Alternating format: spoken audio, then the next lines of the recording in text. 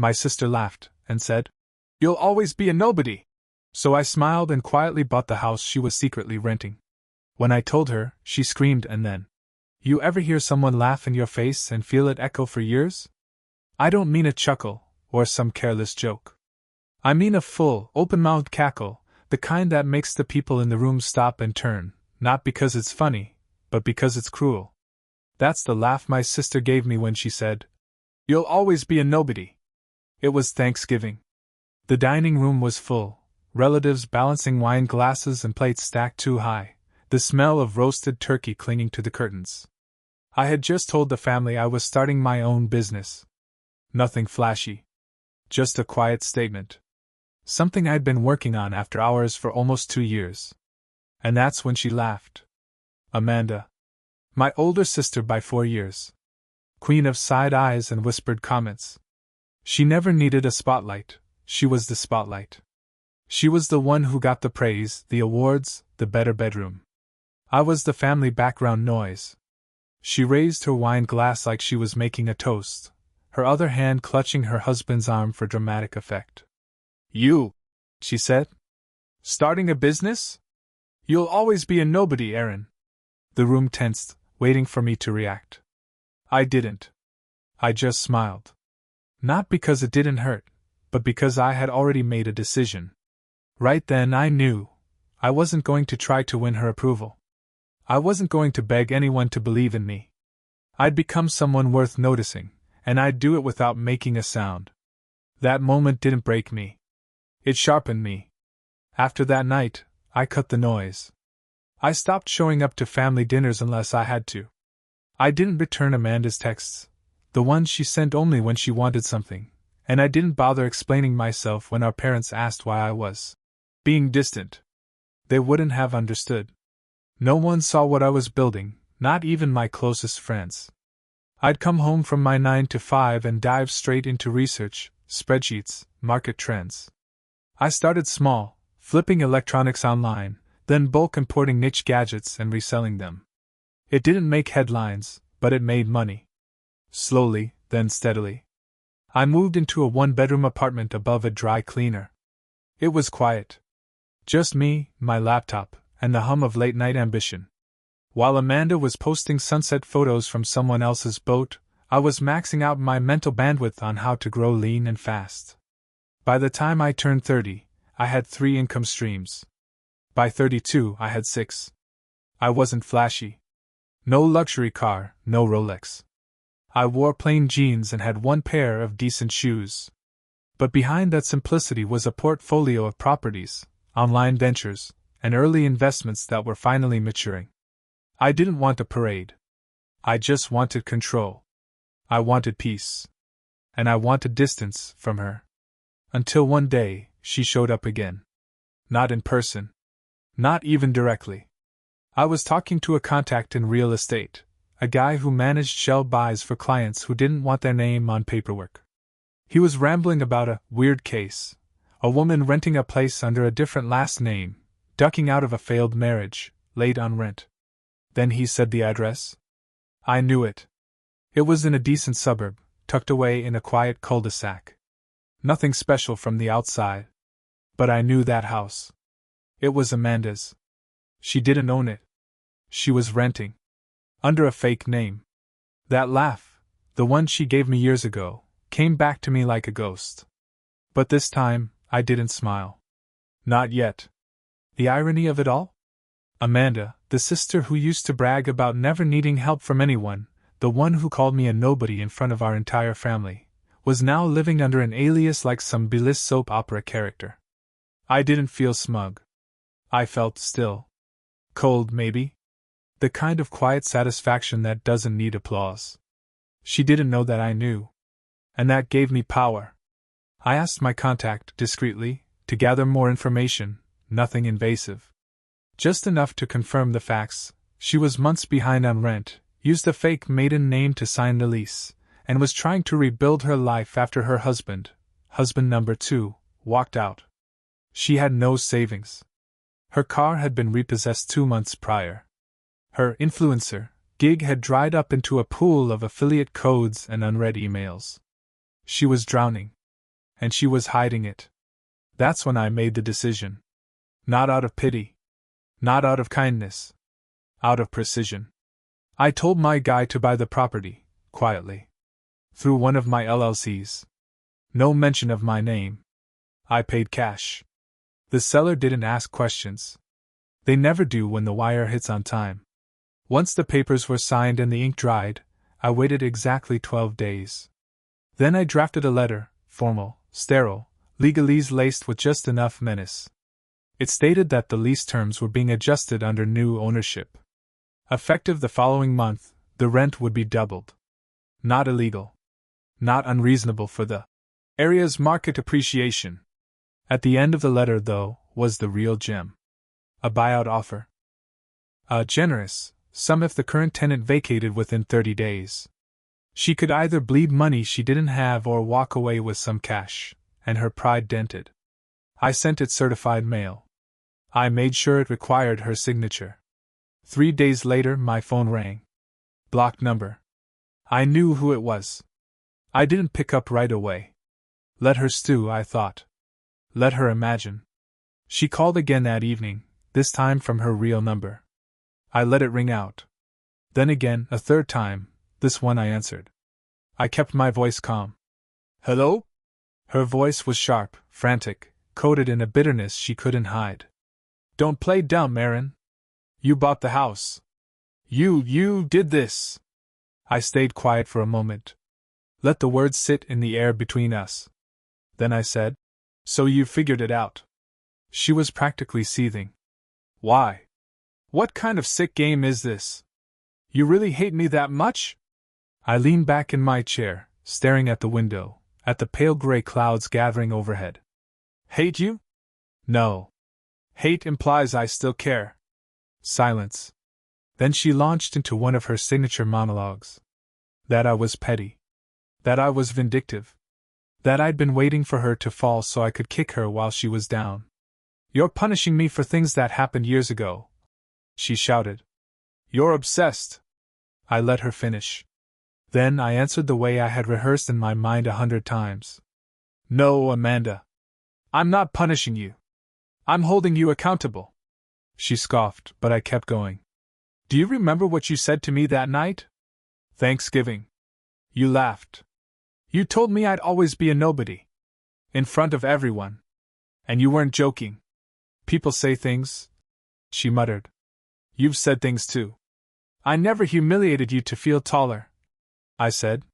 You stepped on me every chance you got. You made a sport of it. And I let it go. For years. But not this time. She didn't reply, so I continued. You have 30 days to leave, I said evenly. Or you can stay, and start paying me every month. Double the rent. Those are the options. Her scream on the other end wasn't a sound I'd ever heard before. Not even as kids. But this time, it wasn't anger I felt. It was control. And I wasn't giving it back. Amanda didn't hang up. She sat in stunned silence on the line, like she was trying to process that this wasn't a nightmare or some elaborate prank. She had always believed she was untouchable. That I'd always be the one stuck on the sidelines, quietly swallowing her insults, and waiting for crumbs of basic decency. But not anymore. Aaron, she finally said, her voice shaking like she was trying to force it to stay steady.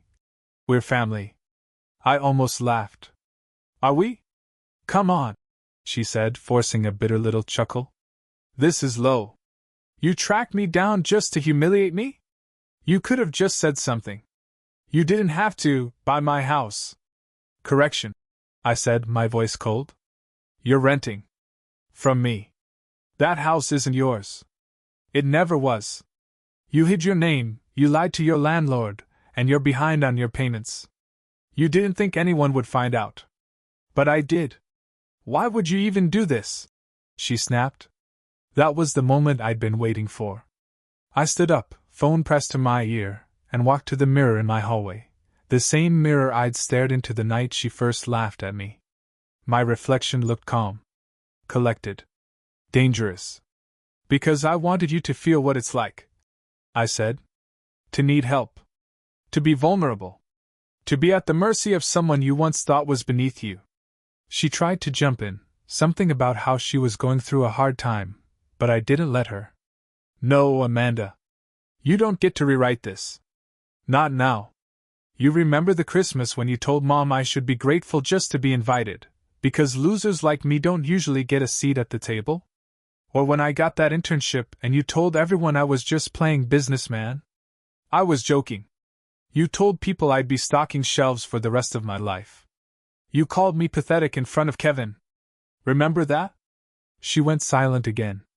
You painted me as the family failure because it made you feel better about your own mess. And I never said a word. Never fought back. I just left the room, smiled through it, and let it go. Her breathing was louder now, like she was trying not to cry. But I wasn't done. So let me be very clear. This isn't about revenge. I'm not here to destroy you. But I am done being quiet. I paused. You'll either vacate the property in 30 days and take the buyout I offered, or you'll start paying the new rent. Every single month. To me. And what if I don't? She whispered. I leaned against the doorframe and said it as calmly as I could. Then you'll get a notice. A legal one. And when the time comes, I'll have no problem watching the sheriff change the locks. That was when the tears started.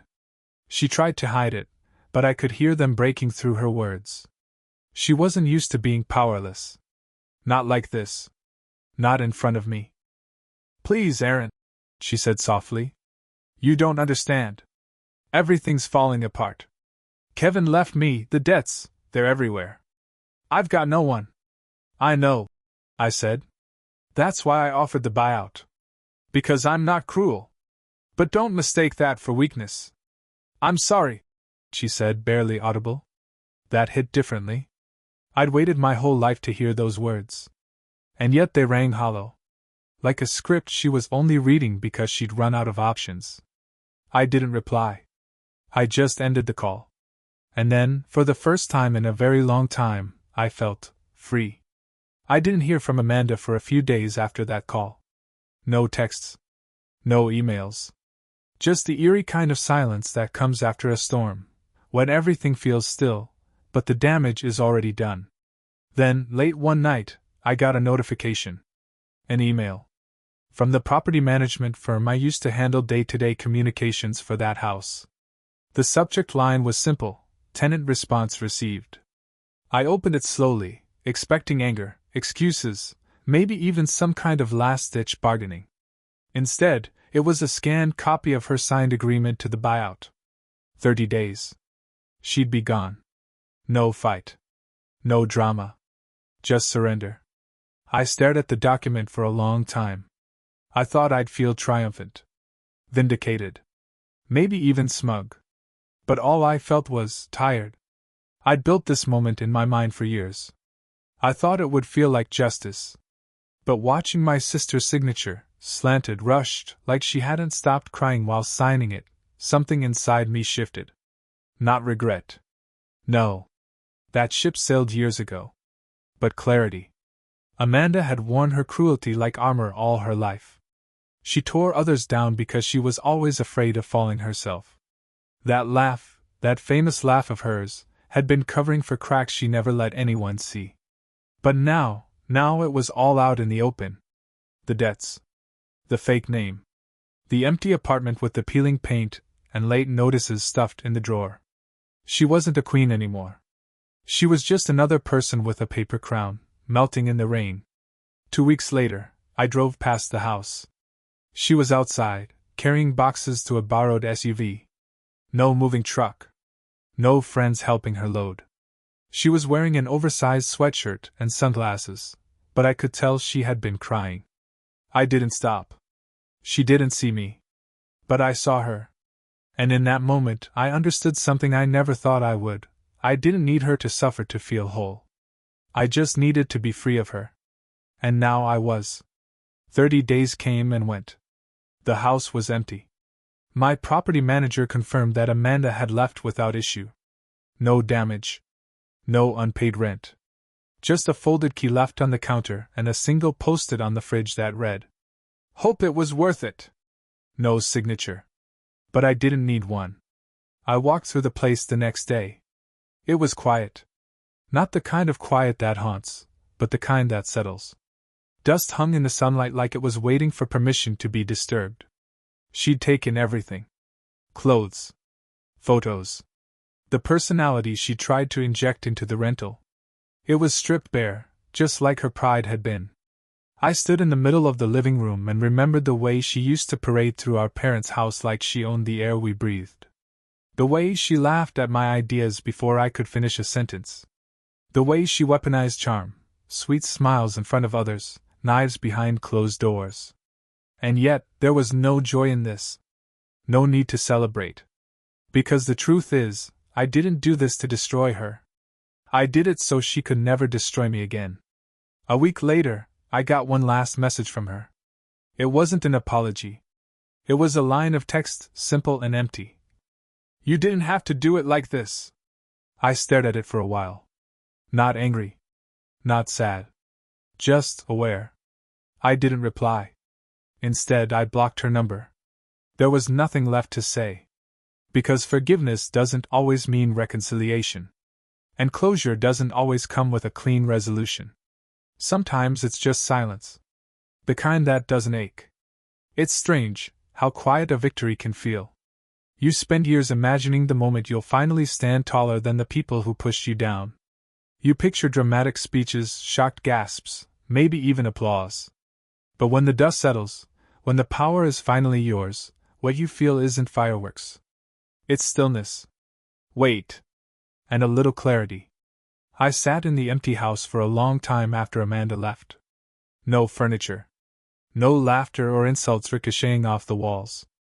Just me, a folding chair, and the soft creak of the air ducts settling. The kind of peace you only feel when something poisonous finally bleeds out of your life. That house, it wasn't special. Cheap fixtures. Old wiring. A cracked bathroom tile Amanda probably covered with a bath mat and hoped no one would notice. But to me, it was a monument. A quiet marker of a war that had finally ended. Because this wasn't about a house. It was about rewriting the story she wrote for me.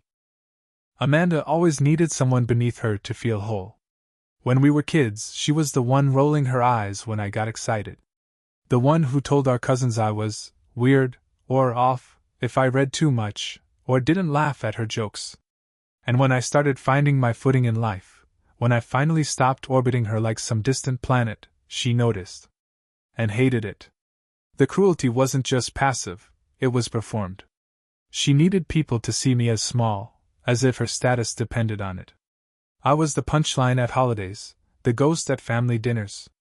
If I ever pushed back, she'd laugh and say, "Relax.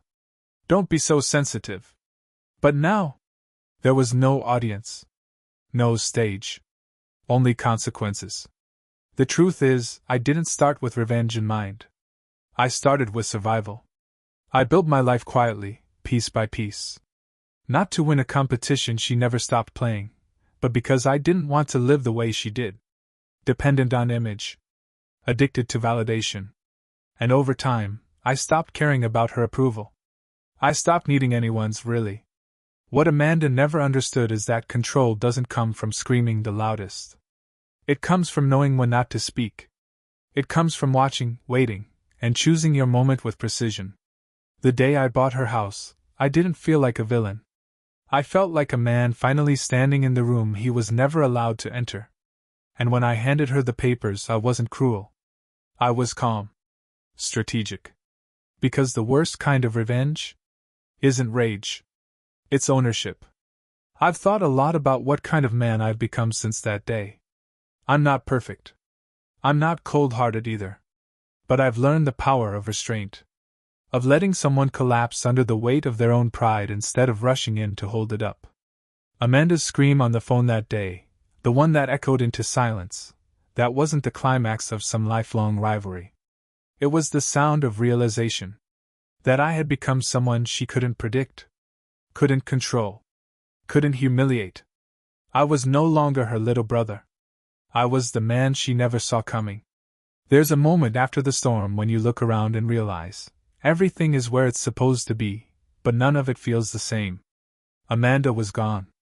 Her name scrubbed from the lease, her forwarding address a P.O. box in a city 2 hours away. I never confirmed it, but I'm pretty sure she was crashing on someone's couch, maybe an old friend, maybe some guy who hadn't yet seen behind the curtain. That's how she moved. Always from spotlight to shelter. And me? I stayed still. I didn't gloat. I didn't brag. I didn't even tell anyone. Not our parents. Not our cousins. I didn't need an audience. Because here's the thing no one tells you about revenge. Once it's done, it doesn't fill the space they left behind. It just opens it. I spent the next few weeks rebuilding my routines. Waking up early, running the numbers on my businesses, eating in silence without commentary about how boring I was. I invested in another property. Hired a new assistant. On the surface, everything moved forward. But inside, I found myself turning over memories like stones. Things I hadn't looked at in years. The time I got into my first college, and Amanda told our parents I was probably just a diversity admit. The time she accidentally posted a photo of my messy apartment, captioned, "When your brother lives like a raccoon." The time she told her second husband, loud enough for me to hear, that she used to babysit me like a charity case. All of it seemed so small now. So hollow. But the echo of it? Still there. Still sharp. And that's when I realized I'd won the war, but I still carried the wounds. Not bleeding. Not fresh. Just tender. I took a drive one afternoon. No destination in mind. Just windows down, sunlight on my arm, the kind of weather that reminds you what being alive feels like. I ended up near our childhood neighborhood. By accident, or maybe not. I parked in front of the old house. Our parents had sold it years ago, but I remembered every window. Every tree. The crack in the front step I once tripped on. The window Amanda used to sneak out of when she thought she was the only one in the world who mattered. I stood there for a while, just breathing it in. I thought about the boy I used to be. The one who tried to keep the peace. Who laughed at her jokes even when they landed on his back. Who thought if he worked hard enough, stayed kind enough, he'd earn her love. I wanted to put a hand on his shoulder. Tell him he didn't need to chase people who only ran faster the closer you got. Tell him that one day, he'd own every room they tried to lock him out of. That he'd build something no one could tear down, not because they approved of him, but because they'd never been able to stop him. I didn't stay long. I turned back to the car, closed the door gently, and drove away. No photos. No souvenirs. Just one truth, stitched quietly into my chest. You don't owe anyone your forgiveness just because they share your blood. Especially if they use that blood to stain your name. I never saw Amanda again. Not in person anyway. Occasionally I'd hear a whisper. She was working part-time somewhere, dating someone new, telling stories that made her sound like the victim. That was her way. But I didn't chase those details. I didn't need them. I'd already closed the book. One day, I stood outside the house I once took from her, the one she never knew belonged to me until it was too late. It was freshly repainted, quiet, leased to a family who would never know the story behind its walls. I handed the keys to the agent and walked away. Not as the little brother. Not as the nobody. But as a man who reclaimed his name. And if you're listening to this, wondering if letting go is worth it, believe me. Sometimes the best revenge isn't destruction. It's distance. And never turning back.